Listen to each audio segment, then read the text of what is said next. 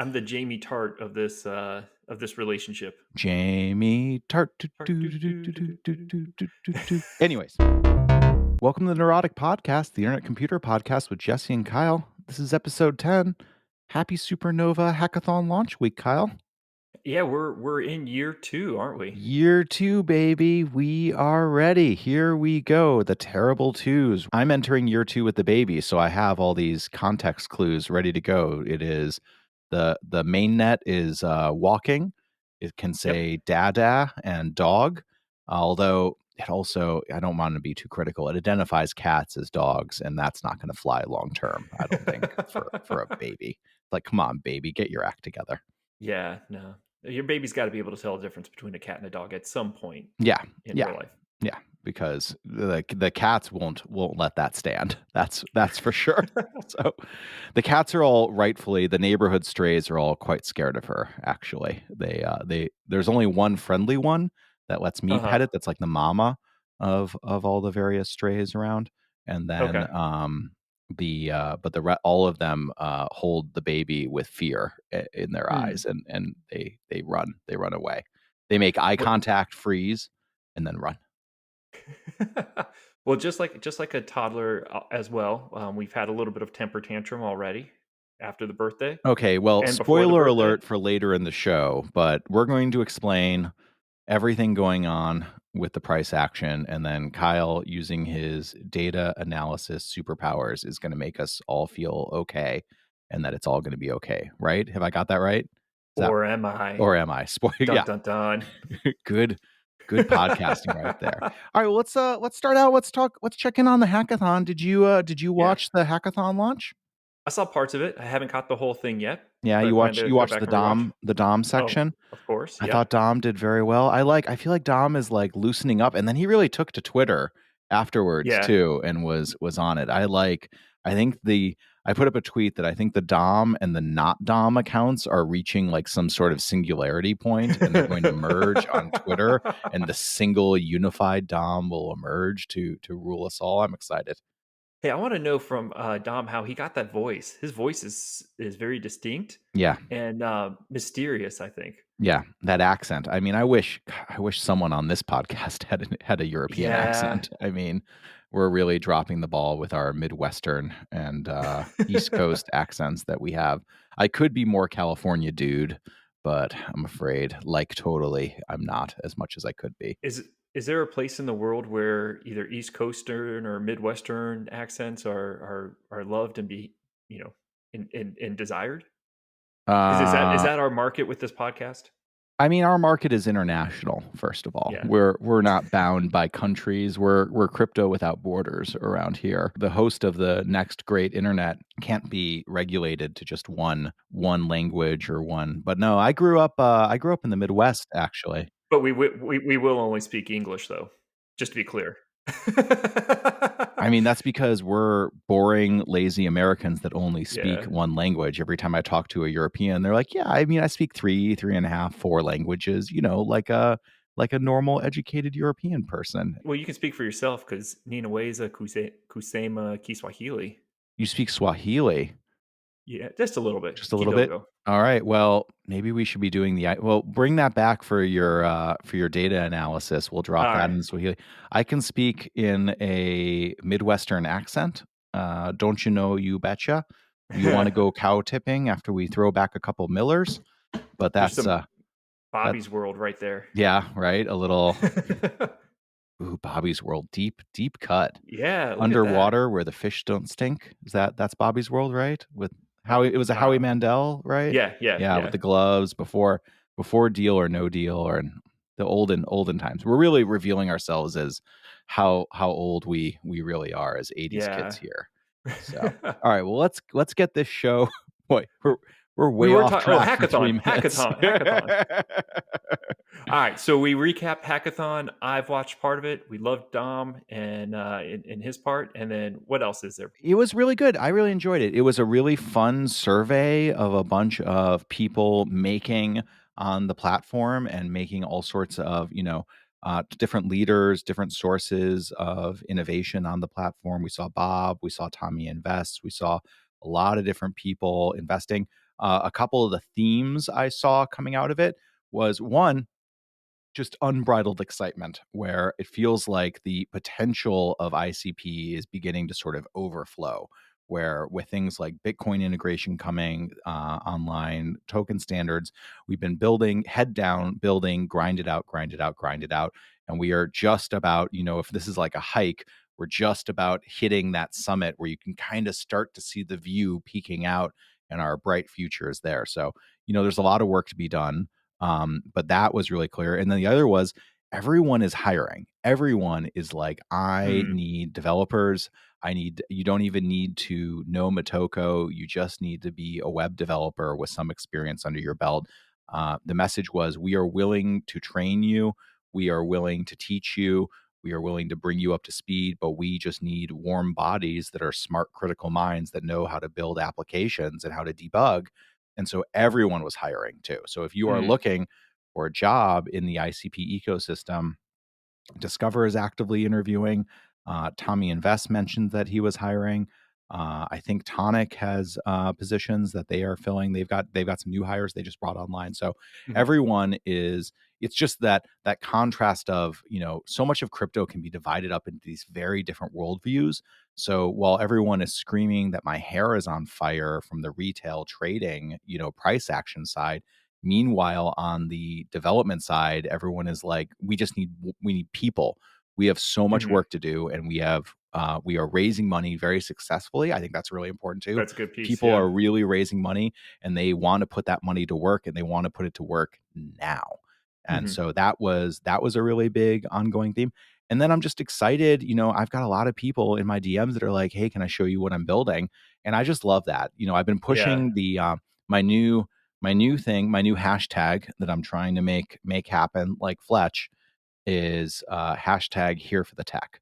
And I thought Mm. that idea really, really resounded through a lot of the messaging I saw in the Supernova Hackathon. I also, by the way, little side note, I think the hackathon branding, the Supernova font, the animations, fantastic. I love Yeah. the design work. The polish on the video was really good.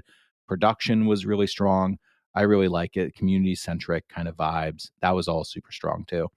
But so yeah, we're hiring, we're raising money, we are looking to bring these things online, and just the system is really just hitting that maturity level where people are able to build the tooling to make the Mhm.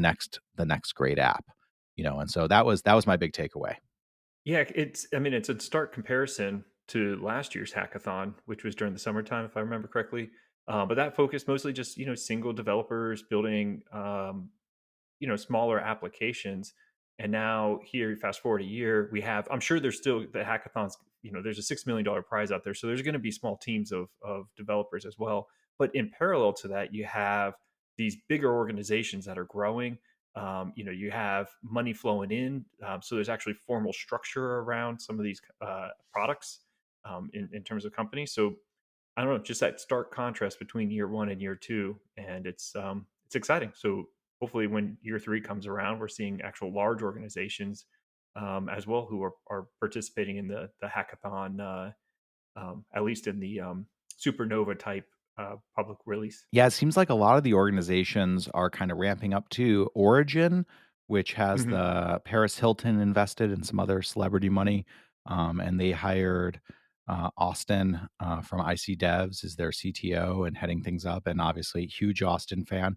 They're ramping up their PR as well. So we're just sort of starting to see again, it's that iceberg metaphor where there's what we see happening up here, but then just below the surface, there's so much activity. And again, Hmm. that's what I love about Supernova, and I love about the sort of general culture of ICP is, yes, we are interested in price point. Yes, we're going to get that out in this podcast. Just hang on or check your chapter markers to see when we get there. But generally speaking, it's about the tech. It's about building. It's about execution. It's about shipping software.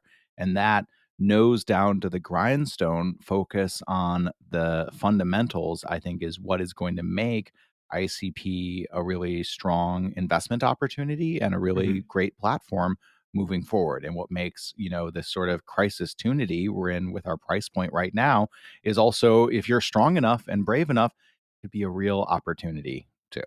Not financial advice. Not financial. Never financial advice. No, I think no. that's pretty clear. I should get a not financial advice tattoo. That would be simpler, maybe right on the Yeah. forehead.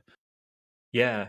But it definitely does feel like a transition in the internet computer's life cycle where we're going from being about the tech and actually starting to transition to being about the products that are being developed on the tech. So that's exciting. So speaking of developing new products, uh, Kyle, Nice Kyle, segue. Kyle, Kyle launched an NFT. And all I do is try and convince people to quit their jobs and go independent and follow their dreams and get the fear that maybe nobody likes them and it's all been a bad idea and they're throwing their careers away. I live with that every day as a self-employed entrepreneur for the last 15 years. And I'm just trying to drag other people down into the muck with me. So Kyle, you got one foot in the dirt. How's that? How's that going? Jesse, I hate it. I hate it. Don't drag me down to you. No, it's been. I mean, Come there's been on some in. The good. water's fine. Yeah, so I launched the ICP analytic NFT last week, and there's been some good feedback on it. We sold 25 so far. It's minting on crowdfund NFT, and just as a reminder, it'll get you access to a Discover portal where I'm going to be posting a lot of my supply and demand and price analysis moving forward. So you know, we keep foreshadowing that we're going to talk price. The 39 ICP cost of the NFT is getting cheaper in dollar terms. So there you go. Kyle, I love you, buddy, but we need to take you to sales school. We gotta. Why? You're What was wrong under with that? Kyle. You already provide price analysis to the people out there. So I think, all right, we're gonna help you out, and this is just between you, me, and the internet. And then you'll take this and pretend it was your idea and take me Okay. off of it. All right. You're underselling what you're giving here to people, right? I mean, you're a modest guy. You don't want to talk about how great you are, but that doesn't bother me at all. I'm very happy to talk about how great you are. So, under all of your existing analysis, your Substack, your podcast, none of that goes away. Everything stays exactly where it is. And Mhm. then behind the paywall, that is something special, right? That is super focused, super specialized, Kyle, deep analysis of the markets that is not available anywhere else, right? Yeah. That is the kind of actionable information that people will be able to take and turn into more money. And so Mhm. that 39 ICP, I mean, I can't afford it on a podcaster salary. I'm out here hawking tacos, man. We can't all be having expensive NFTs. I'd have more money for NFTs if I wasn't spending all my own money on tacos right now On too. tacos. Um, but this is the kind of analysis, detailed technical analysis you'll be doing inside this space isn't available anywhere else. You're the only person in the world doing that kind of technical analysis on ICP. I feel reasonably confident in saying. Yeah. Fundamental analysis is Yeah. what I'm doing. Technical is something different, and Okay. Fundamental. See, yeah. exactly. If I could get into the space, I would understand these differences. And then that is not, this isn't like broad market information. This is highly specialized information that'll be Yeah. really useful to a select number of people. And so Mhm. your high price point is designed to limit who gets access to it because this is for whales, right? This is whale bait, Yeah. I mean, is whale they'll bait probably plankton? What kind of they'll whale is it? probably yeah. Yeah. I guess Krill? chum. I think um, sharks like chum. Jonah is whale bait. Ooh, Uh, biblical. I like it. yeah, Old Testament there. So yeah, so I Did mean, Jonah get an it's a NFT for and a no, T-shirt for being inside that whale? no. He was before his time. It's not The for this analogy to work. I think your analysis is Jonah because the whales are going to eat it up. I think oh, that's good the way point, good point. this has to go. And then spit it back up. Yeah, Um, and then I'll write a book on it. your God casting Jonah into the whale's mouth in this. If I can follow, I think I think the we're analogy works we're, here. we're moving into like the sacrilegious realm here. That is where all of my religious interpretation tends to land. But I'll bring us. All right. All right, land this plane. So when I talk to people about quitting their jobs and going full time to pursue their passions, and it doesn't matter if it is making hot sauce, opening a food truck, opening a restaurant, financial advice: don't open a restaurant. My advice is always you have to start charging people money. So like back before I started my brewery, when I was just a home brewer, everyone that I gave my homebrew to said, "This is the best beer I've ever had in my life. You should open a brewery." And that is not because the beer was the best beer ever made, of course. It's because they'd never had a beer that had been coddled in that way, Mm. in a home. Most beer gets brewed and gets shipped great distances and sits warm and has to go through the store. I mean, any number of things, right? Whereas a home brew is so good.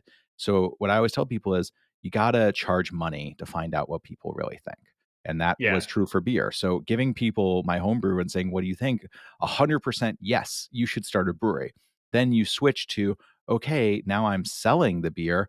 Then you find out what's what. And so Right. there's no way to know what's going to happen until you experiment. And now you are experimenting with tokenomics. And I love it. I think it's exciting. I know it's stressful for you because you really want this thing to go. And I get it. And I'm living and dying with every taco sale. And we'll get to that in just a second here. But Yeah, I think let's get to that. it's exciting to watch this is playing with live ammunition and exploring what is the economic model that this works. And maybe Mhm. you're about 15% sold out of your NFT collection right now. I am also right about 15% sold out on my tacos too, which is not a lot, right? I think we can agree. Mhm. And so I mean, I'll say this to you publicly. I've said this to you privately. I'm a huge believer in what you're trying to do. And I think there's unquestionably a market for what you're doing. And I think your ability to make a living to support your family and your 14 children via ICP is totally accomplishable. And I think the experiment of what's the tokenomic economic model fit, Yeah. that's interesting. That's exciting to me. And I think finding that, as stressful as it is, which I totally get, is actually super interesting. So maybe we're going to get surprised and it's a marketing problem and you need to Hmm. get more people to hear about what you're doing and get the message to the right people. Or maybe this 39 ICP thing is all wrong and it should be one ICP and you should sell 39 times more subscriptions. Or maybe this is a bad fit for tokens and you should just be charging on Substack. So Yeah. I'm not sure which the perfect model is, but you are doing the thing. You are out there. You're not talking about it. You're not like, one day I'm going to get off here and I'm going to do it. You are on the trail. You are on the yellow brick road and you just realize you're not in Kansas anymore. And I love that. I love that awakening that you have the fear that this could all go away in just an instant. And that welcome to self-employment, Kyle. That is the life. That is what we're paying for. And I'm excited that you're here with me down in this dirt full of fear. Oh, thanks, Jesse. I appreciate that. We'll wash it off later. Don't worry. It'll be fine. Yeah, so let's talk tacos too. I really do appreciate your comments though, Jesse. Those I are believe kind in and you, you which they is come from why experience. I completely believe in you, and I think you're going to get there. And I think it's one of those things too, where once you get where you're going, you look, everyone, there's like a little cartoon that people have that says, what people think success looks like. And it's like a little straight arrow. And then they Yeah. have what success actually looks like. And it's this super It's just circuitous, full of um, dead ends and things. And you're like, oh, well, I like to put things in sports analogies. So you understand, it's like you whiffed on your first pitch. You haven't even done a full batting of pitches. You whiffed on your first pitch and you're like, "Oh no, it's not working." And it's like, "Hey man, maybe you should be bunting. Hey man, maybe you shouldn't be trying to hit a grand slam. You should just be trying to get on base." And there's a Man, lot look of at you with the sports analogies. yeah, yeah. The important Did thing you is not to get offsides in baseball Oh and gosh, now here we go. and you want to get those three-pointers and Go for the three-pointer. you got to get those three-pointers, man. All right, well, let's talk because something you can get at a baseball game is tacos Is that is that occasionally that you're thinking of hot somewhere. dogs, which is technically a taco, as was Yeah, established yeah, yeah. scientifically on this We've already talked about podcast. this. Yeah. So tell me about the tacos. Tacos are going good. I'm really enjoying it. So I think we've sold about 15% of the tacos. The mint continues to churn along at sort of a nice beat. We had a big, initial rush, and I'm excited to keep growing the community. And I'm Mhm. excited to have this be an onboard ramp for new people into NFTs and into the space in general. So having that minter available to me to market and have people being able to go and interact with the ICP blockchain and actually interact with these systems. Because I think that's like, to me, the really, really important thing is when you talk theory about crypto, because you, like me, I'm sure, end up over a second glass of wine being like, okay, let me explain what a Bitcoin is to you here. And then a smart contract. And then you're like, okay, I'll stop. All that theory is great. But what really sort of makes a light bulb go off in people's heads is that aha moment of, oh, I'm interacting with the blockchain. So like, I think the first time you send someone, like, someone browses NFT Geek and they kind of are like, oh, I can see the wallets. Oh, I can see the traits. Oh, I can see the distribution. Oh, it's giving me, this is all this malleable Right. data that tells these stories and these interesting things. I think that is sort of like a light bulb aha moment. And so my sort of, I don't want to give away too much plans because, never roadmap is my policy here. Thinking about ways to add functionality to the tacos that make it more transparent how to interact with the blockchain and how to create more interesting opportunities to use that as a tool to educate about the internet computer and educate about Web3 and blockchain and those possibilities. And so, do I wish I was 100% sold out? Yeah, of course, that would be great. The secondary market has been really thriving. People continue to mint. Feedback has been really strong. It's really exciting for me watching the trade, as people sort of, we created all these different traits and then people are assigning both emotional and actual financial value to the different traits, and so watching the ascension of the gold tortilla and the rainbow Ooh, salsa, yeah. but then there's other traits like, between you and me, the crema salsa, which is the white crema, that's more rare than the rainbow salsa, I believe, and no one cares. And so No, it's because the cool rainbow watching, the rainbow is Definity. because the So rainbow is Definity. Yeah. And yeah. watching the different, we've got all the different pinatas and watching the response to the Motoko pinatas, watching people look for the poked bots, just Yep. like, Yep. riding the coattails of these beloved projects. So Yeah. I've been having a really good time, and there are challenges ahead for me, but I'm very, very excited to tackle those challenges. And the community, I am so appreciative of the community and the people in our Discord, and my moderators have been fantastic. And so it has been a really, really positive experience for me, and I'm very excited to continue to grow it. It's a little bit different than what you're at, right? So you're at a stage of, well, maybe we should play with the tokenomics, right? Or maybe we should play with the price, or maybe we should play with, should we be a broader audience or a smaller audience? How do we structure this to squeeze the most money out of, this alpha that you're selling? I'm in a little different where I'm like, it's out there, but now how do we break new ground? How do we reach more people? These things are marketing projects, right? And so when it comes to self-employment, an important lesson that I've always told people is you have to love the thing at the beating heart of the thing that you're doing to be self-employed. You have to love it so much. You have to love it so much that you're willing to make your job 90% bullshit and not doing the thing. Kyle, you love data analysis. You know what you're going to do when you're self-employed? Almost no data analysis. You're going to be a salesperson, you're a marketer, you're going to get really good at paperwork. You are not going to be doing data. The data Yeah. analysis is the beating heart, right? And so you have to do, the idea is Kyle's data analysis is so special, and being able to provide this feedback and information to the community is so important to you that you're willing to spend your time being a marketer on Twitter selling your NFT, which is not what you want to do. You want to be Yeah. out there studying the data. And so that's my this is a little behind the scenes. I'm just constantly giving like Ted Lasso style inspirational speeches to Yeah. Kyle about how he's going to make it. Cuz not everyone's going to make it, Kyle, but you. So instead of wag I me or not going to make it, it's going to be Kyle cat is going to make it. So kick me, Kigme? kick Yeah. me. All right. So Hashtag kick me. Kyle is I'm going to the make it. I'm the Jamie Tart of this relationship. Jamie Tart. Tart, do, do, do, do, do, do. Anyways. All right. So that is so yeah, I guess my big takeaway here is one, you should go buy Kyle's ICP analysis NFT. You should go tell your VC investor rich friends to go buy Kyle's ICP analysis NFT.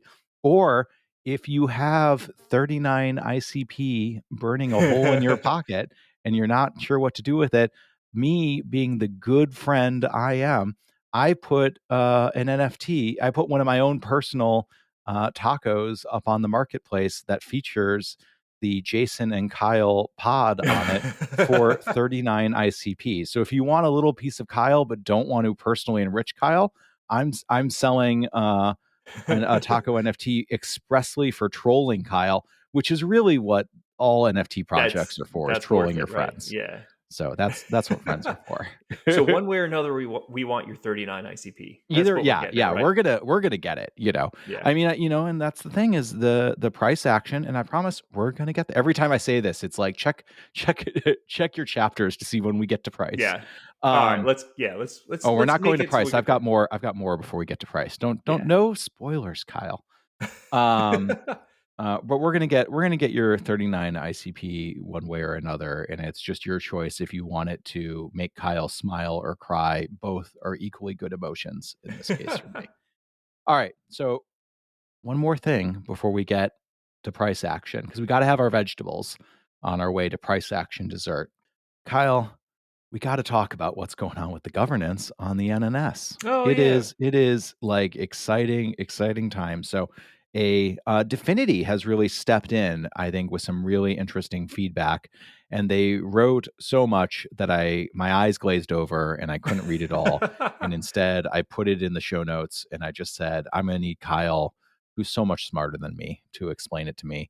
Kyle, for 39 ICP, would you be willing to tell me and summarize what my key alpha takeaway should be from these posts? Yeah, sure. I'll do it for free, I guess, right here. Just close Aw. your ears.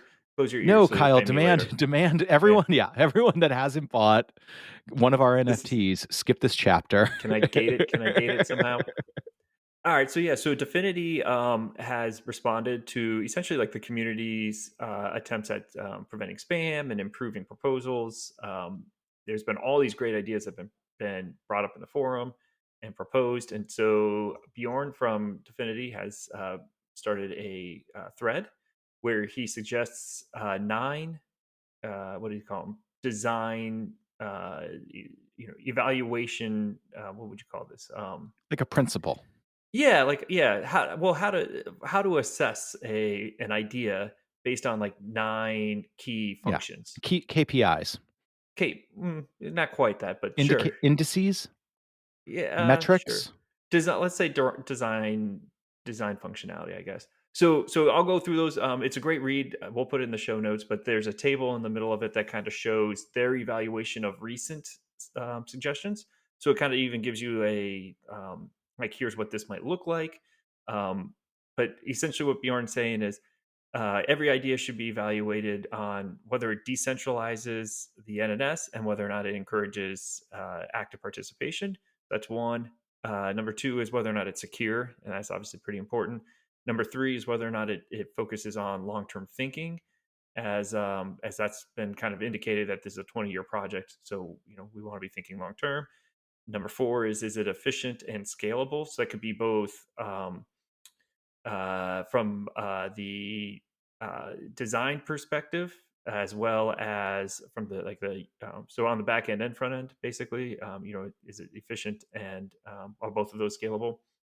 Number five is, does it allow reactivity?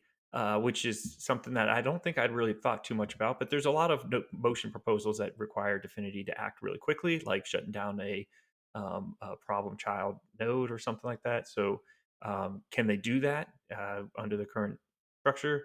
Numbers 7 and 8 are purpose driven, basically. So, is the proposal purposeful in the sense that it's not going to skew, not going to create incentive for skewing rewards? And is it also going to encourage good content? So, that's obviously with the spam now is not very good content. And then finally, is it simple and accessible? So that could be the coding change on the back end or on the front end. Is it going to really improve or worsen the user experience? So those are the 9 buckets. And I think that's just a great way to kind of like contextualize evaluating new ideas for NNS proposals. So what should I be voting for here? What should I do? Give me the There's action items. there's What do I no there's no do with this information? No, you apply this, you take this information and it should structure, it's a good way to structure future ideas presented in the forum. And so I hope people take it and start actually using the language within various proposals. So Kyle, you've been on this like real journey of growing and learning and changing your perspective about where you personally think these things should be going. As my own personal follow neuron, where's your head at now? What are you thinking? What are you thinking now? What do you want to see? What are the proposals you see floating to the top right now? Yeah, so well, there's two things. So Definity has also kind of gotten back to say, hey, you guys have passed a few motion proposals. So the one that Wenzel and I did with the reset followees. I'm trying to think what other one we've passed. But essentially, well, Raising Definity. the ten ICP to Yeah, raise the price. I was about to say that, and then I realized they've already implemented that. But anyways, Definity's kind of made it clear, like, hey, we're really kind of in the thick of SNS, and so we don't want to solve. We don't basically want to put resources into these proposals yet until we get through the other side of the SNS. I fully agree with that statement. I'd rather have the SNS and keep just voting my twice a day on the spam. That's fine. That's not a problem in my opinion. But in addition to that, there's this new proposal. It's a couple days old now from Austin from IC Devs, and I really I really think it's a pretty elegant solution. We can get it in the show notes, but do you want me to kind of go through what that is? Yeah, I don't ever wanna read the forums again. I'm into this idea that I'm gonna move all of my neurons off of their current voting and just go to Kyle Neuron. So, yeah, Kyle, tell me what it says and how you're gonna vote for both of us. Okay, so action number. So Austin's got four different actions. Well, three. Let's say three actions and one suggestion. Action one is he calls it to convert from a system-based rewards model to a voter-based reward model, and the high level is just this, right? So in February we had the governance change. So it used to be everyone got their rewards, whether they really participated or not, because we all defaulted following Definity. Then in February we made a couple governance proposals that changed that. And what happened was the active voters ended up getting the rewards that the non-active voters were getting. That's caused this incentive for spam because now there's incentive for there being more votes, more proposals up for vote.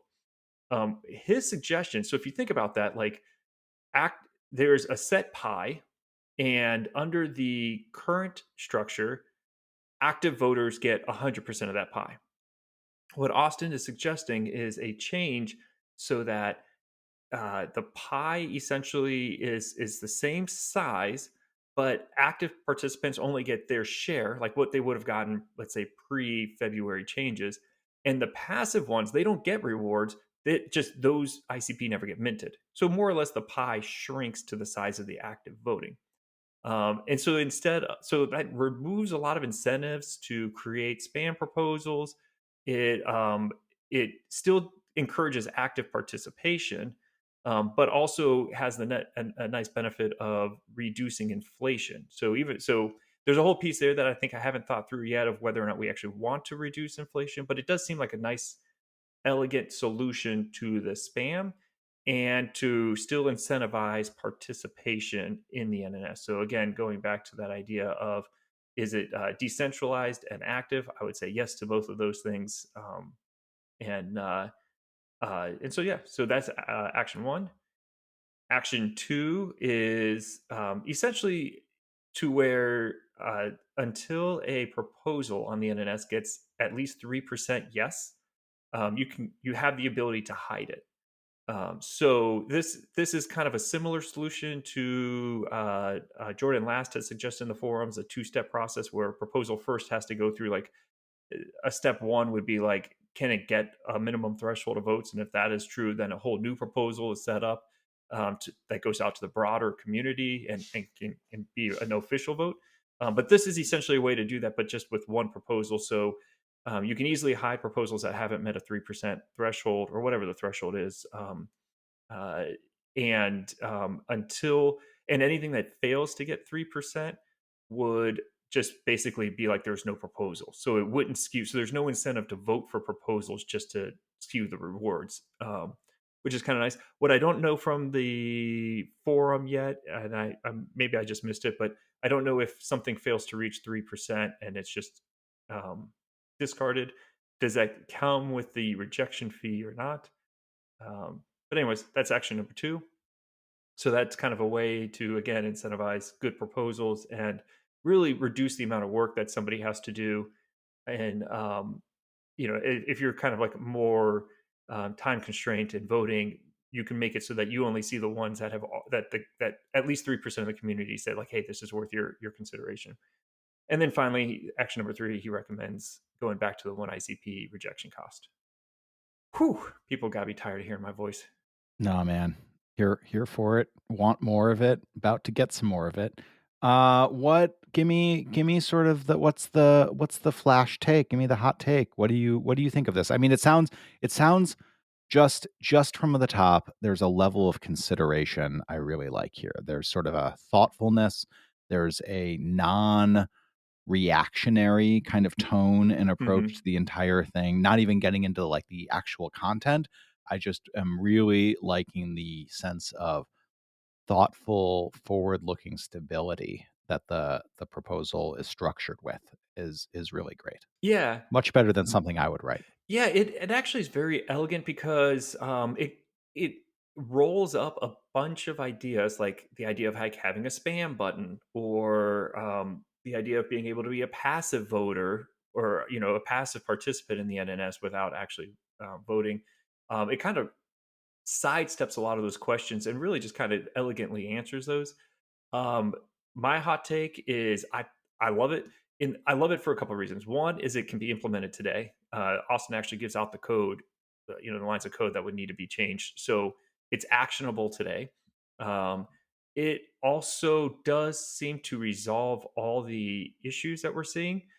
Again, I think I need to read through again to find out like some of the more details about the rejection costs. But the only thing I want to do more thought on, and I haven't fully formed my thoughts yet, is whether or not we do want to decrease the inflation rate because that's something that it would do. Is that all those passive voters, they're what would have been minted for them just won't get minted, and my gut feeling says that's a phenomenal outcome, but I'm not totally sure on that. It'll also be interesting because if you're a voter on the NNS, this would actually decrease your rewards, but not necessarily decrease them relative to everyone else. So that also is interesting. So I'm trying to think through if that is a problem because if you're somebody who's selling your rewards, um, you're going to probably get less instant income. If you're somebody who's merging, you probably don't care because you're relative to everyone else who's merging, you're staying the same. Um, but anyway, so those are the considerations I think. And my gut take after reading it and thinking a little bit is that it's actually a very elegant solution. Well, then I think Austin has solved it. I appreciate the responsible adults stepping into the room to clean up this mess here. Maybe we can stop talking about the NNS soon. That seems highly the only thing that's gonna stop us from talking about the NNS is SNS coming out, so we can just talk Yeah. about SNS all the time. That's our future. Just one letter of difference away. Every SNS requires an NNS vote. So, like, the community can choose to, like, let's say Discover wants an SNS, the NNS has to approve it. And so, even the SNS isn't going to keep us from talking about the NNS. Oh, I know. I was just kidding. Nothing will every week where we get to the end of the show and go, "Wow, wait, that was a lot. Do you think we'll have enough content for next week?" And then every week it rolls around and we go, "Yep, more my cup overfloweth with we used content." to we used to like copy paste our the content we didn't get to and like move it to the next week, and now it's we just left it behind. Now, I've no, noticed we that. gotta plow only looking towards the future. Yeah. Future's so bright, we need shades, and then those shades are just reflecting all these great ask neurotic questions that we've got coming in all the time. All right, Kyle, I think it is time. It's It time. is Woo! finally time. Kyle, as of this recording at this moment, ooh, it just went up. The Internet Computer ICP token is worth $7.56. I think I speak for the entire community when I say, what the is going on? I thought you were gonna say, "Why did you do this to us, Kyle?" Why did you do this to us, Big Daddy Kyle? I demand an explanation There of there what are is I mean, happening here. in Why my did DMs, there are some like, "Hey, what the heck, Kyle? You said this wasn't gonna happen." And as if like I, have some control over this. Like Kyle, it's if your you had fault. said not financial advice just one more time, I then none of know. this would have happened. Did you turn your baseball hat inside out to make sure the streak The rally continues? cap? Yeah. No. Yeah. That was the problem, There as you I didn't go. do that. Again, be a little impressed. Little baseball nugget Nice. for you right there. You put the bar low on your sports knowledge, and now you're just constantly raising it. So I think you set it up really nice. That is both my approach to sports knowledge and NFT sales. So anyways, all right, so we're at 756 as of, we'll double check, make sure. Ooh, 760. Things are going up. The market is responding to this conversation. That's what I Nice. like to hear. I mean, there's a lot. There's the macro picture. Let's start with that maybe. Let's talk about the whole of the market, and then we'll drill down to ICP, and then you're going to tell us that it's all going to be okay. That's where, Well, I don't know. spoiler alerts for where this is all headed. You know what happened was I've said it on this podcast that I've converted over all my Bitcoin to ICP, and I mean I literally did it probably 12 hours before the dump started, and the Mhm. dump has just kept going for the last week and a half, and so I think maybe it is my fault. But yeah, so what's happening is, I mean, it's just generally an altcoin bear market slashing. A lot of the recent stuff has caused. So there's two things I think that's going on. One is, and they're both, one's macro and, one's more micro to the thing. The macro is just inflation. Expectations mean that there's, the expectation that the Fed will keep raising rates, that money's going to get more expensive, and that hurts anything that's not making money today, but rather you're buying for the option to make money in the future. That's just a killer for it. So just like the Nasdaq falling pretty severely, crypto in general is falling, but really crypto in general that is, more, future looking, is really taking it on the chin. And then the second thing is a complete and utter debacle with, the Terra. Was it the Terra Foundation? So they, uh, Do Kwon, just a few weeks ago, who's the CEO, I think. I don't know. There's a whole bunch of different organizations. I'm not sure quite what it, but anyways, he leads some organization that led this whole push into. They had a stable coin, that they said, you know what, instead of pegging it to the dollar based on dollar assets, let's peg it to the dollar based on half dollar assets, half Bitcoin, and that opened up, this attack vector where somebody could make a lot of money, um, by somehow shorting Bitcoin and using that to draw in, the conversion from Luna to UST, which would then basically kind of create this death cycle of Luna. And that's essentially what happened. And so, now they're having to mint boatloads of Luna to keep with the peg. And that whole idea of a, any token. I mean, so I really think that is impacting people's confidence in the ability for tokens to regulate their price through inflation, through minting and burning mechanisms. And so the internet computer, um, its tokens kind of designed on that principle. So it's taking it on the lip as well. But if you ever want to feel better, just pull up a chart of Luna, and that'll make you glad you're in ICP and not Luna. Yeah, I'm looking at the UST, the Terra USD price, and that is currently at 34 cents, down Yeah, 66. I mean, it's easy to do the math when it's supposed to be a dollar, I yeah, guess. yeah, For yeah. that's the silver lining to this whole situation is the math is easy when it's based on a dollar. So the problem is now they can't mint enough Luna. I'm not quite sure what the solution is. I assume that the fact that this whole thing hasn't crumbled yet is just on the fact that people expect a rescue plan, to from somebody who's interested in saving this. But, um, I don't know. It is what it is. It's, again, it's one of these things where somebody was innovative. It could have turned out well, but it didn't. And so the market, the capitalism 101 is you got to flush that out of the system. And, luckily it's happening quick. I mean, if there's any silver lining to this, it happened so quick. I mean, a course of a couple days. It's not dragging out. It's not this uncertainty. It's probably going to be over before we release this podcast, maybe, at least from what I've been reading. So yeah, I don't know.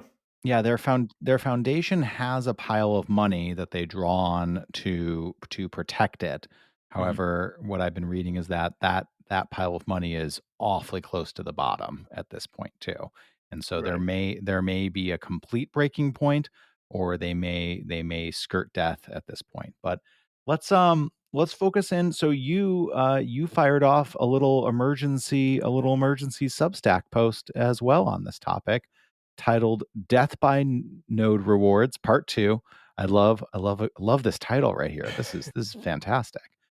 Tell me about death by node rewards. Yeah, I wouldn't call this an emergency one. It's an annoyance one because all of a sudden, Twitter and the forums on Dfinity, everyone's starting to talk about node rewards and in a death spiral, and so I wanted to just basically set the record straight. Um, so the idea here is if so the internet computer runs on independent node operators, right? And those node operators have costs. So the internet computer needs to pay those node operators for running their nodes, running their computers. And so what they do is monthly, they'll give them ICP, and it's basically it seems to be kind of targeted towards a specific price based on some conditions in the machinery that's used and things like that. Um, but the idea is that if you're paying these node operators in ICP for something that really is fixed to a price, well, as the price of ICP goes down in dollar terms, you have to now mint more and more and more ICP to pay the node providers. It's also likely that these node providers, I mean, they have costs that they have bills in like in fiat terms that they have to pay. So it's likely that they're liquidating the ICP and paying their bills. So the idea is like, okay, well, once you start this cycle where you have to mint a lot of ICP to keep the nodes going, then that drives down the price, which means you have to mint even more ICP to keep the nodes going. That'll drive the price even more, and you have a death spiral.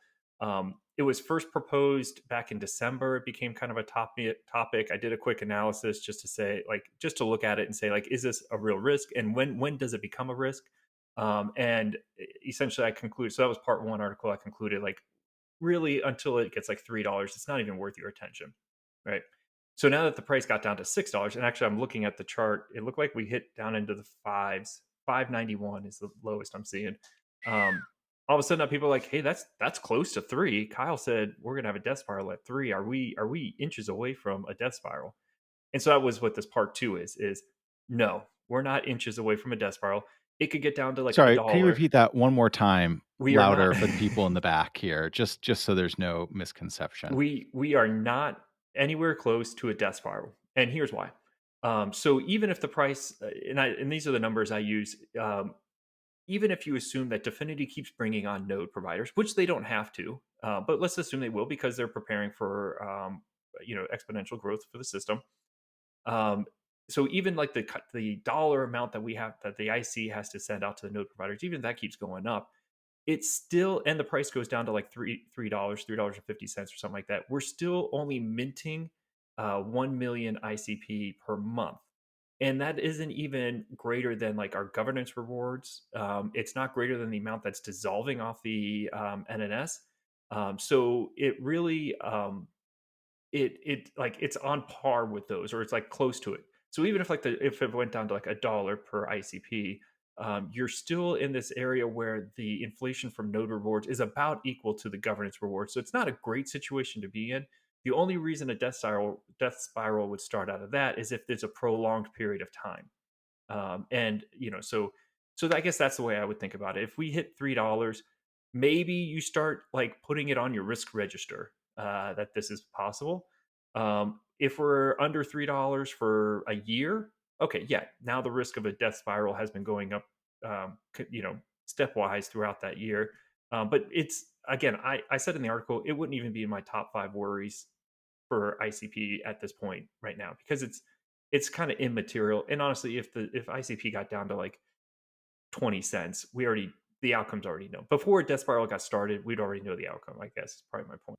If it hits 20 cents, I can afford a NFT analysis. 39. I can swing that 39. $8. Think of how cheap those tacos are at that Oh my point. gosh, yeah. Those tacos will 10 be cent on sale. tacos. All right. So Kyle, for all of us out there that are in kind of a state of freaked out anxiety about this current token price, is everything going to be okay? Are we going to make it? I mean, I mean, in my professional career, you know, I've been at companies like this and ones in which they reward heavily with stock options, and I always tell my employees focus on the fundamentals, right? Like the stock market or the price of of ICP, it's going to do what it does because there's a market, and really what you want to look at is what's going on behind the scene because that's what actually drives long-term value. And so, you know, that question, your answer to your question, Jesse, is really like, hey, do you think the ecosystem's growing? Are there more devs coming? Is there money flowing in for capital, you know, for capital raises? Are there larger and larger teams going? Are companies becoming profitable? I mean, I think that those kind of things are what you want to answer. And if you say no to all those questions, and then yeah, we're probably from your perspective, we're not going to make it because the fundamentals just aren't there. But if you're answering yes to those things, then I mean, the price is the price, and it sucks. You know, like I said, I sold my Bitcoin for this, and now I'm regretting it. Waiting, I would love to do it now, um, but it is what it is. So it's just the price. I completely agree. I put up a tweet about this the other day where I really was trying to highlight the fact that what incentivizes ICP's growth is really decoupled from price. And I think that's really, really key that the staking system, the rewards, the focusing on the tech, the building, all of that stuff is not tied to price. And so Hmm. you earn your staking rewards, be it 1 year gang or 8 year gang, in ICP. And Hmm. so you only take that loss when you sell. So as long as you're merging or holding, that ICP will continue, you know, one ICP equals one ICP. And if things turn around, then we're all filled with regret that we didn't load our bags a lot fuller when we had the opportunity. You know, Yeah. a couple months ago, I would, if you told me, hey, we're going to touch $6, I would have told you I'm going to empty my bank account into ICP given that opportunity. And I still think it's true, but it is really scary. I think it's really Yeah. scary. And, you know, there's a little sort of in for a penny, in for a pound here where we're pretty locked in deep with this system. But, you know, again, hashtag here for the tech. You know, Hmm. that you can't, it isn't like ICP is being uniquely singled out in what is happening. I think it's like exactly what you said. These future looking, these next generation ones are everyone's taking it on the chin. Everyone's getting a body blow. The whole market is going. And so it's a choice for you. There is I would say, you know, in terms of action, what do you do? Don't sell. That's my you know, that's what I'm doing is I'm not selling, I'm holding.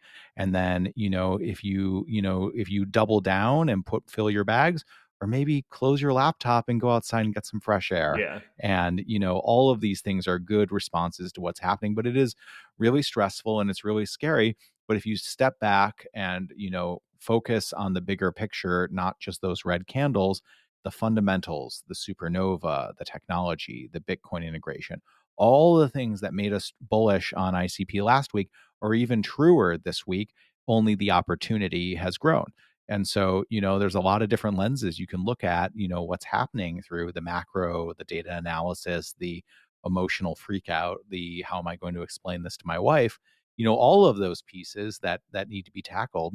You you internally have the ability for how to handle these stresses. And Hmm. ICP is unique that you don't have to live and die with the daily price coin. And if anything, it provides an opportunity too. You know, if you bought at that touched $5, you're way up as of right now, you know, not very long ago from there. And so bull market, like a lot of things, it's scary, but you know, there's a reason there's a meme of the wealthy really get wealthy, you know, here. Hmm. And all this money is paper, all this money is imaginary, and you have to take profits as things go up and down in the market too. And you should never be risking you or your family's, you know, ability to eat or have somewhere to sleep on the day-to-day machinations of the market, regardless, good or bad. It doesn't matter. You know, Hmm. you know, only put into the market what you can afford to risk because this is all risky stuff. And we're Yeah. both extraordinarily bullish, but you also just have to be prepared for a lot of different outcomes. Yeah, no, so I mean, you're touching on a great point about if you're part of the 8-year gang, this really doesn't matter much to you because your time horizon's well beyond this. The other thing to point out too is that so if you're in it long term, um, whether you're staked or not staked, if you're term focused, there's actually a lot of benefits to kind of a washout at this stage, assuming the price comes back up, right? So, um, and that maybe is the caveat that matters. But if the price were to go back up, let's say we get back to $40 per ICP, this washout, what it really should do is replace a lot of stale passive ICP that's on the NNS that's dissolving with some fresh, active, nice, decentralized ICP. Well, I think that's a good spot to move on here. So we wish all of you hold your NFTs and your ICP and your staking rewards close, and we're all going to make it. Be strong, go out, de-stress, go out, get some exercise. I've got some notes. I've got a recommendation about going outside coming up in just a minute here. But Ooh, before we get to recommendations, let's do a little Ask Neurotic here. okay. All right, first question for Ask Neurotic comes from our old friend Mr. Pink. Steve Buscemi asks, how endangered is of a 51% attack? What's the math behind it? How much ICP would you need to buy or own to pull it off?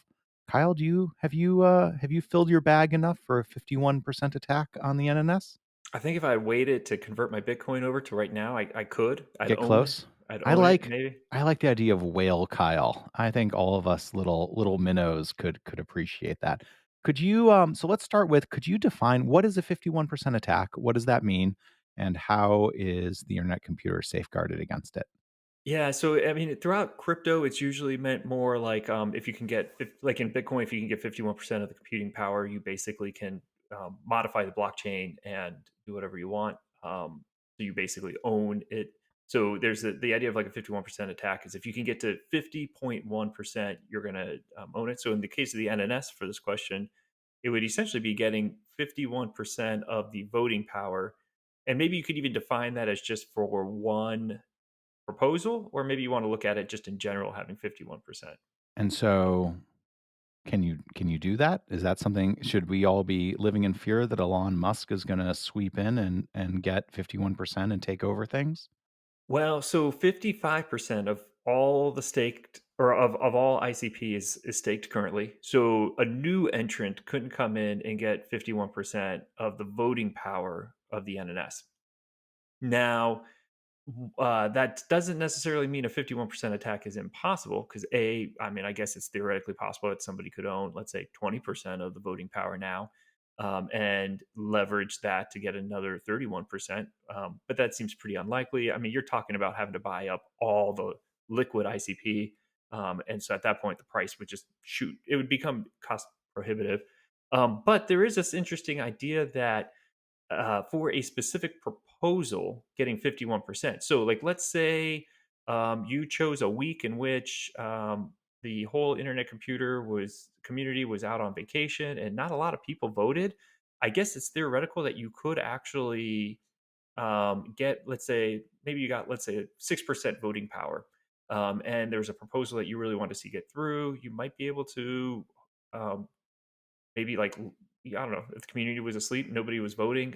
Maybe get a 51% attack that way, but it would seem unlikely that it wouldn't get flagged. And Let me restate what you're saying, yeah, and you tell me how I'm interpreting what you're saying wrong, and that'll kind of get us there. So okay, yeah, in Bitcoin, the proof of work model essentially relies on the competing interests of all these different parties solving the hmm cryptographic puzzle in order to prove and validate the blockchain and every new entry onto it. So the concern with Bitcoin is, if you have 51%, you then have the ability to essentially state this is the new proof of work consent, yeah, reality, right? And so that's not the situation with it's a very simple, direct democracy essentially there. Whereas opposed with the NNS, we have a whole superstructure of control and different voting interests. And so simply pulling together that equity in the platform will not be enough, because you need to translate that into voting rights. And so getting to that 50%, the only single player that could possibly really attain 50% at this point would be Definity. And Definity's goal is the opposite, is to decentralize it, as right. much as possible. And I think, like you said, if someone were to straight up with cash buy up, it would skyrocket the price to a point where you and I cash out, buy that island that we can podcast together from, and that's the future there. And so the I guess the real question here is, Whale Kyle, why have you not bought up all of the ICP and made us rich yet? Why, when, Kyle Moon is what I'm When trying to Kyle know. Moon. I'm trying to buy it all up. So Definity has 22% of the vote, just from their own neurons, although they've publicly stated that they're not going to vote with all that. And there's, I think, about 7% of the voting power that's following them. So they do have like 29%.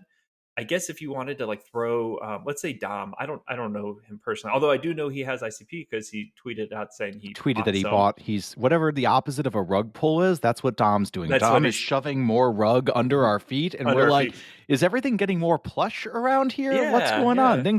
This rug really ties the room together.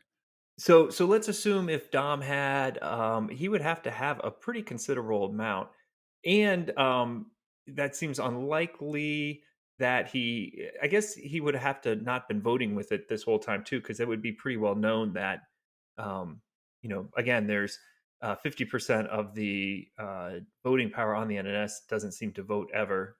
So yeah, I don't know. I guess so there's that. The NNS, the 51% attack seems very unlikely. If it was, it would probably come from Definity plus a person who actually has control over Definity as well, like Dom or something.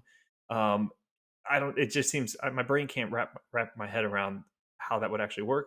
But there is a chance. So, like in Ethereum, you could have a 51% attack from a consensus standpoint as well. It's not the same on the internet computer because the subnets are their own blockchain. So you could maybe attack a subnet, maybe a specific canister.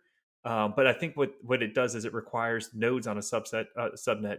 I think it's a two out of three consensus model. So you would have, I don't know. So if a subnet has I don't know 27 nodes, you would need all but 9 of them to um, collude to do something. And it's important to say nodes don't know who they are. So there, yeah. So I guess so. Jordan Last is actually, he's got his Emergence podcast kind of goes into this a little bit more. I'm trying to remember the specifics, but there, I guess that could be an attack vector, but it seems unlikely. It seems like the most expensive possible attack vector you could attempt as well, Yeah. right? So Like there's a level of financial brute force required there, and I think right. this is not unique to ICP is an important thing to say too. This is all decentralized systems, all systems that have an open market. I mean, this is essentially, again, actually going back, the Elon analogy is actually not bad, where he just appealed directly to the shareholders Yeah. with his price as well. And so with all of these systems, and it's not even limited to crypto, it's all voting systems, there's always a possibility of something happening. Right. But the NNS provides a whole series level of stake guards as well as the staking procedure. There are many, many, many layers of protection against that kind of system.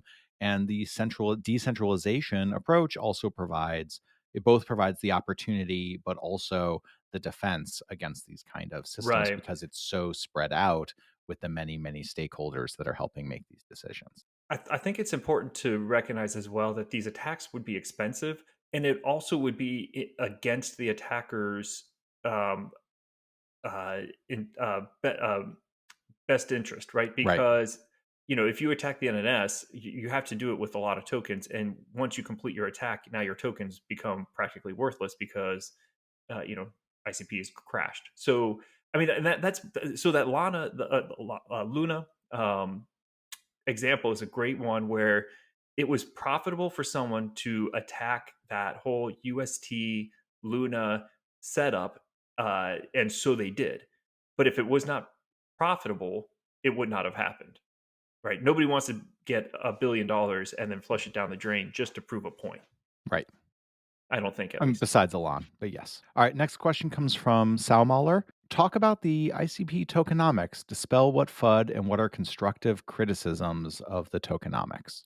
So I think this is a super interesting question for exploring the the perspective of ICP in the broader crypto space.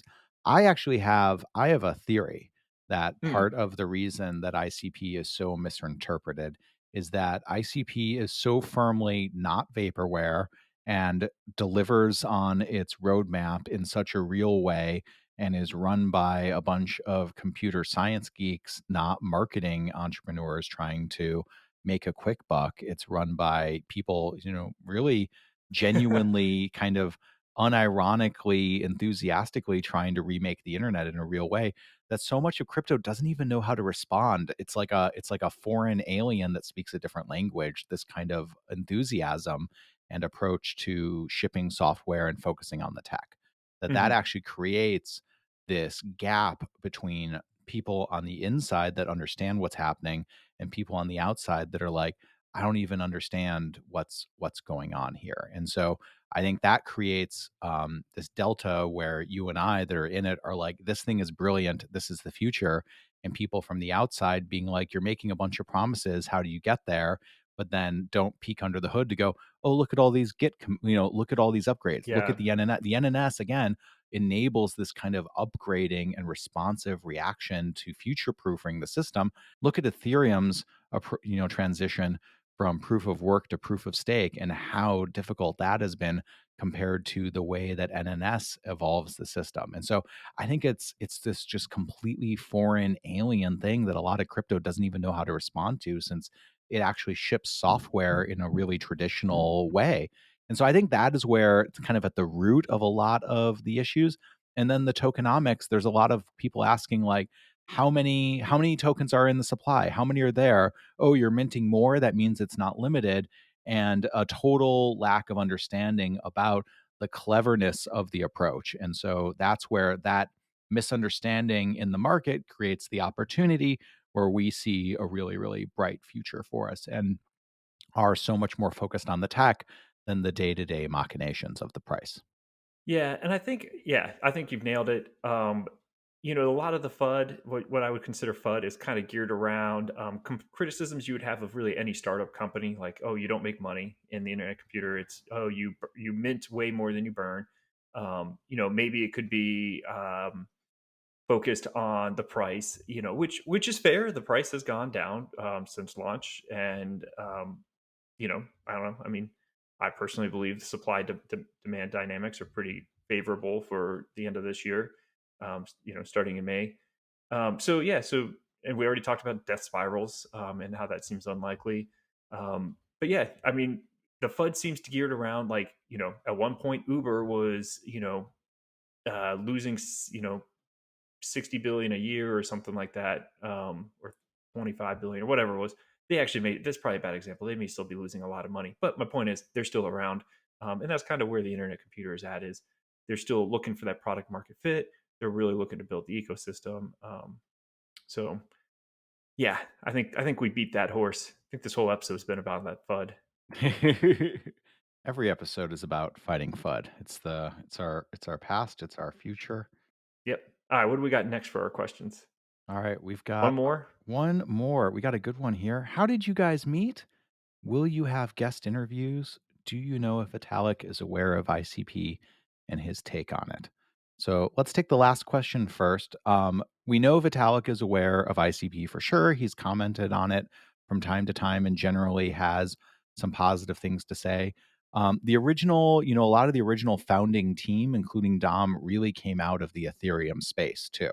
And so there's a lot of old guard Ethereum leadership involved with ICP, and I think you can trace ICP's lineage straight to Ethereum, building off of the Ethereum smart contract model, but then looking at Ethereum's reliance on AWS, looking at Ethereum's reliance on proof of work, and answering those in a lot of ways. It's this sort of responsive answer to exactly that, looking at the brilliance of what Ethereum created and minted, but then asking how do we future proof this and build a more self-enclosed, sustainable model for these things moving forward. So we know Vitalik's aware of it. We know there's a relationship between Vitalik and Dom.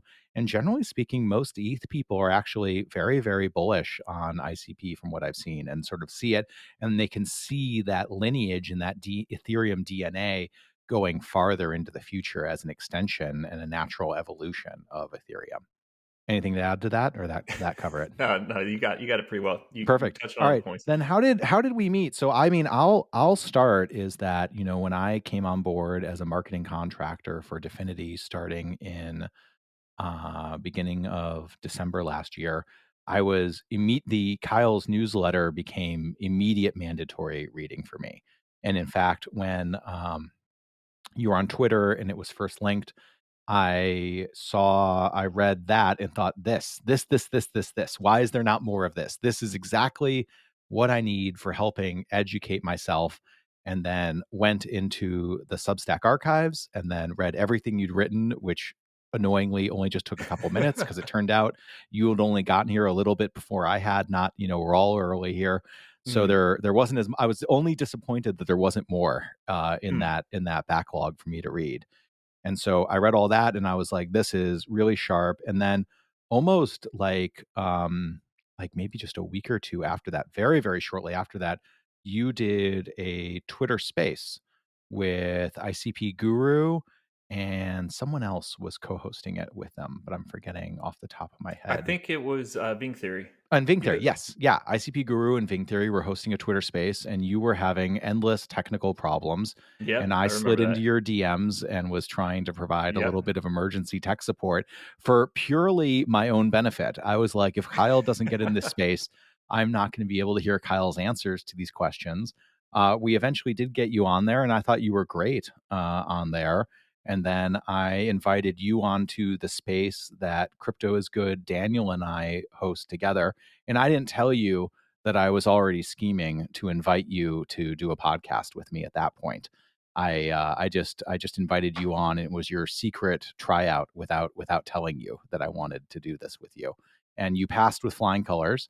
And Woohoo! then I followed up and said, I think this could be a thing, and was very, very excited when you were on board and excited to partner up with me and do this project with me. That's my meet cute story. Yeah, and you said it all while staring lovingly into my eyes. Mm. I get lost in them. It's tough. We have video. That's why we can't do a video podcast. Is it's too distracting It's for too everyone. distracting. I can handle it, obviously, but the average human would crumble under the weight of those steely blues. Oh man. Yeah, the only thing I'll add is so when you approached about the podcast, I've always wanted to do a podcast, and um, after you did, I was talking to my wife, and I was like, yeah, he kind of approached, and I told him I'd get back to him, but I don't think I have time. And she's like, you need to make time, right? This is something you've always wanted to do. Sounds like a great opportunity. Um, so, anyways, and you're a professional, right? You bring a high standard to this. You make me bring a high standard, which I would probably not do. So, anyways, I think I don't know. It's worked really well. This is episode 10. That's We, crazy. yeah. I only play a professional on Twitter, but yeah, no. I really considered starting a podcast. Something it's like as long as I can remember, I always wanted to be Mhm. a podcaster. And then in my Ray Liotta voice, and I so that's a movie reference. didn't get I know. it. And so yeah, and so that was the genesis of it, and it was really important to me. I knew every podcast that we record a little behind the scenes here. So we record these. We take notes throughout the week on a shared Google Doc where we collect different tweets and notes and articles that we see that we think would be interesting. We get on the mics. We spend about 30 minutes kind of organizing everything and figuring out what we want to cover. We really try not to like get into talking about the topics before though, which is hard Yeah, for us because I want that fresh take. I want that like active interaction with the podcast. I want you and I feel like when you and I are really chewing on the information, not reciting something we already said, you can right. really feel that authentic difference. I really like that. And then yeah, and then so we record for 2-ish hours, give or take. And then I hand edit every single episode. So I put the audio tracks together, I go through, I take out crosstalk, I take out false starts, I try and catch a few ums and tongue clicks, just trying to make the quality of the audio as high as it can be and make you and I sound smarter and more prepared than we actually are. So in reality, we actually talk over each other all the time. And then in the edit, I go back in and clean it all up to make sure we sound good. Or if there's like a dead end, or we get into something, or one of us just says, you know what, I want to take another swing at it. We just try and make a polished professional podcast, because I try to make the kind of podcast I want to listen to. And so it's a lot of work. But it's really important to me to hit that professional level of polish. And the same, I'm yelling at developers all the time about how their UI on their application should be better and more welcoming and easier to understand. And I think the podcast should hit that exact. I try not to be a hypocrite, right? I want my Yeah. podcast to hit that same level of polish. Then the last question here was, will you have guest interviews? So TBD, I think, is the answer. Long time ago, in my previous beer life, I did start a beer podcast that was like an interview show where I had a guest every different week rotating through. It is so, so, so much work to set up new guests every week, deal with their technical issues, get all of that, tracking down, arranging people. I actually do that for the Twitter space that I host with Crypto is Good, Daniel. So we do that, and I schedule all of those as well. And it's just a lot of managerial administrative overhead. And the other thing is, for me, and again, I know we're getting off into the podcasting weeds here.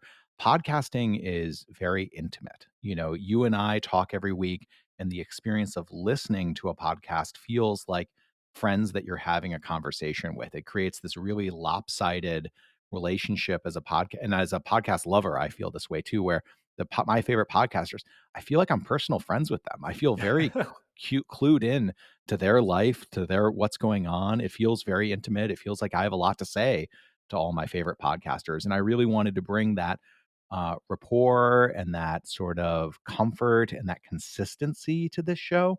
So I am open to the idea that we will, on a long enough timeline, we will eventually have a guest or two, but I don't want to make having guests the core of the show. It might just be a bonus. And I'm interested in growing the show in interesting and novel ways. And maybe that could include interviews at some point in the future. But to me, the very beating heart of this show is you and I talking to each other. And I don't ever want to do anything that would replace that. That is what I think people are here for, I hope.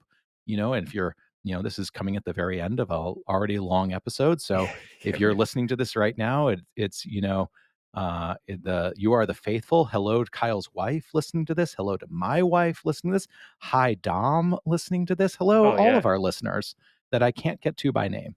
That's the caveat. Dom, when you want to bring that sweet, sweet, sexy voice on this podcast, just let us know.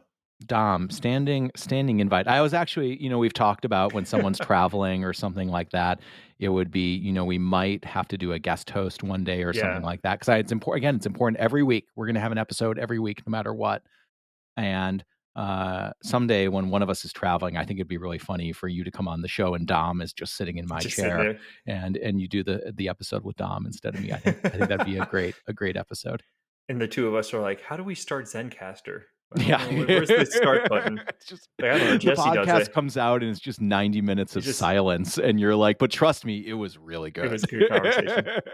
All right, let's do these recommendations because we got to wrap this thing up. Let's do some recommendations here.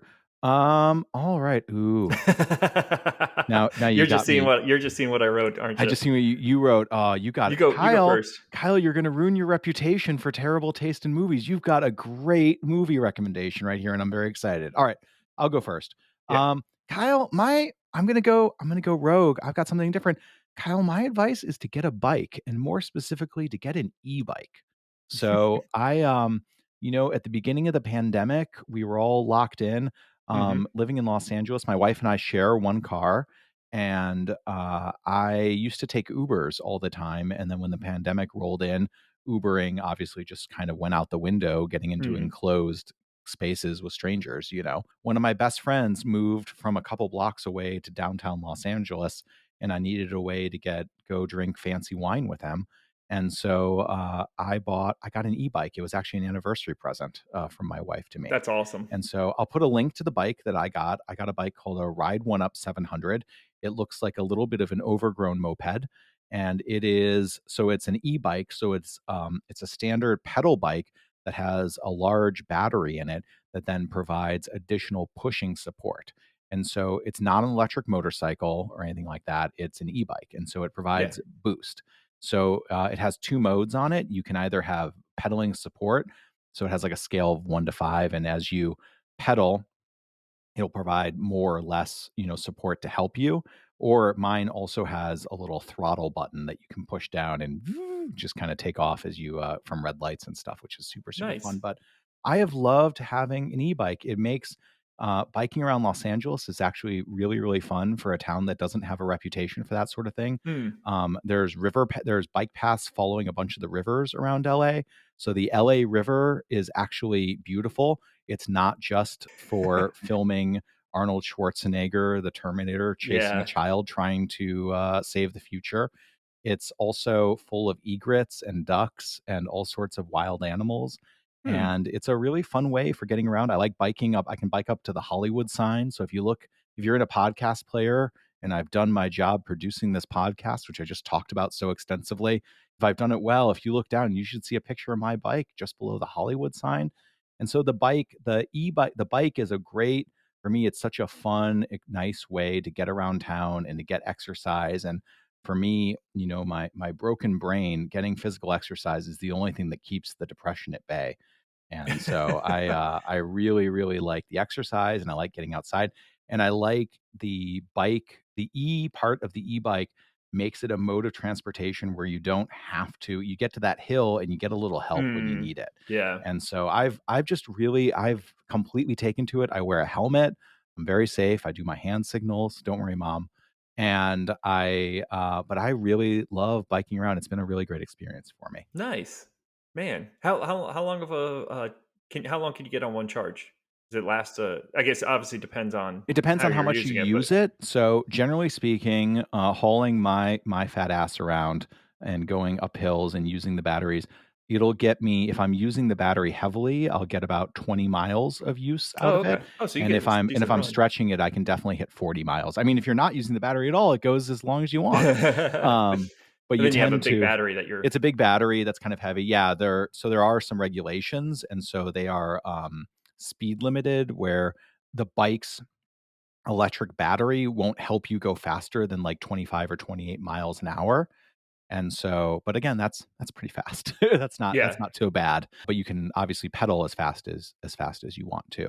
But yeah, it's great. I take it out. I biked over to Hollywood just the other day. I bike out to Pasadena, all sorts of other locations around Los Angeles that mean nothing to people that don't live here, I realize. Awesome. It's good. I mean, being out on a bike is there's nothing like it. Free and you get an exercise. The Glad to wind hear it. blowing through where your hair would be if you Would had any be. hair, if you're me, all of those things. All right, you've got a very promising movie selected for us here, Kyle. Let's talk about your movie. Yeah, I'm recommending Promising Young Woman. The 2020. I think that it would probably fall under like thriller, but it's got some good comedy in it. It's very dark. It's not the type of movie you're gonna watch and then feel like awesome about life. But given all the price talk we had and everything that's gone on crypto in the last week, I thought this recommendation, a dark recommendation, would suit you. Great, great movie choice. So I want to put in a recommendation right here that don't listen. We're not going to spoil the movie, but we're going to talk about it. Let me just advise you, pause this podcast, go watch the movie with no context. I don't think we can talk too much about it though.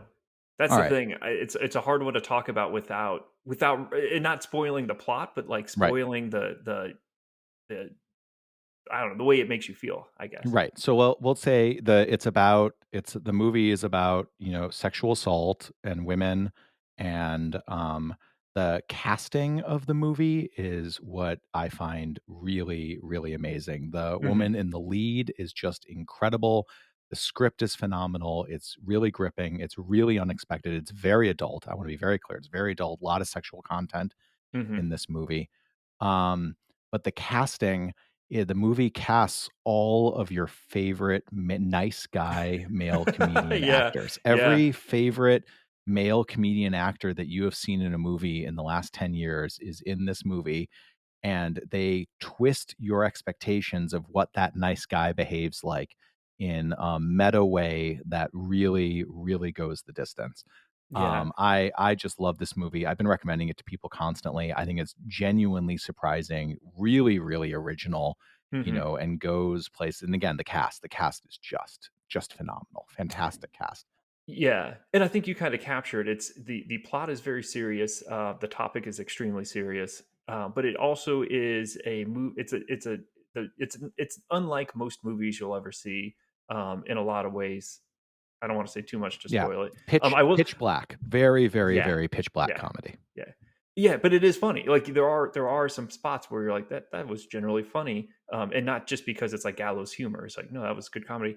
It does, co-star Bo Burnham, and I love his Love Bo stand-up acts. Burnham. Great Okay. time to plug Inside, his Netflix special that Oh, I he hated that. you hate Kyle.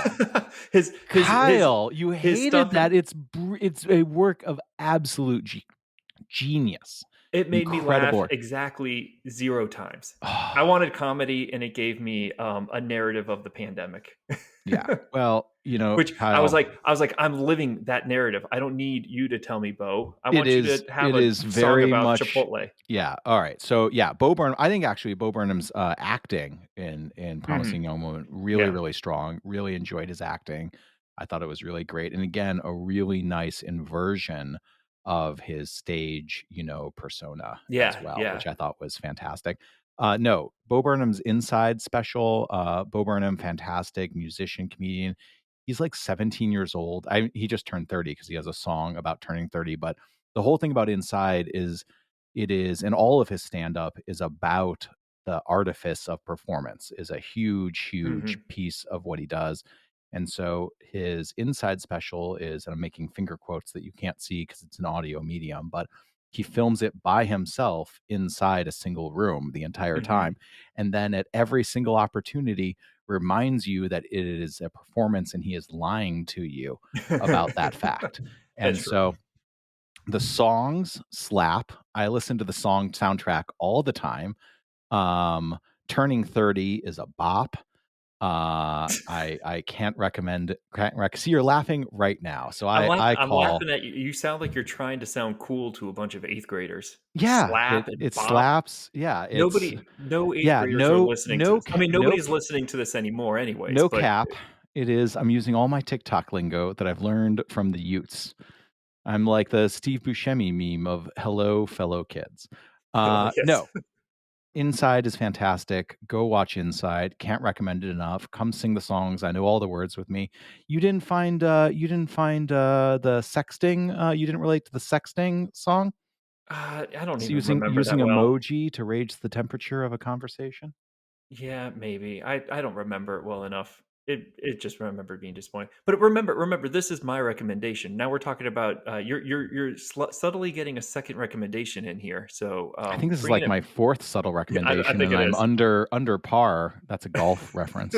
I'm under par. So, well, listen, we're all breaking our normal characters here. You're coming in with an amazing recommendation, A Promising Young Woman, and then I get my hopes up that you've turned a new leaf and you shoot me right back down again. So, I'm going to throw out an idea, and feel free to shoot it down. But it is possible that people have different tastes in art and movies and comedy than you.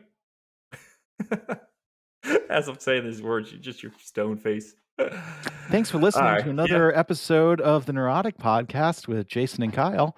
We will be back next week with we got something a little special. I don't want to spoil anything. Oh, We yeah, got a yeah. special It's a special recording. we got a special recording and a special episode coming up next week celebrating looking ahead at year 2 of the internet computer. So we're look forward to that. You can find Kyle on Twitter at Kyle Langham. Subscribe to his Substack and buy his NFTs. You can find Jesse on Twitter at ICP Jesse. Don't subscribe to my Substack. Do buy my NFTs. You can tweet at a podcast on Twitter at Neurotic Pod. You can find all of our episodes, show notes, links, past recommendations at neuroticpod.com. And we will see you back here next week. Say goodbye, Kyle. Goodbye.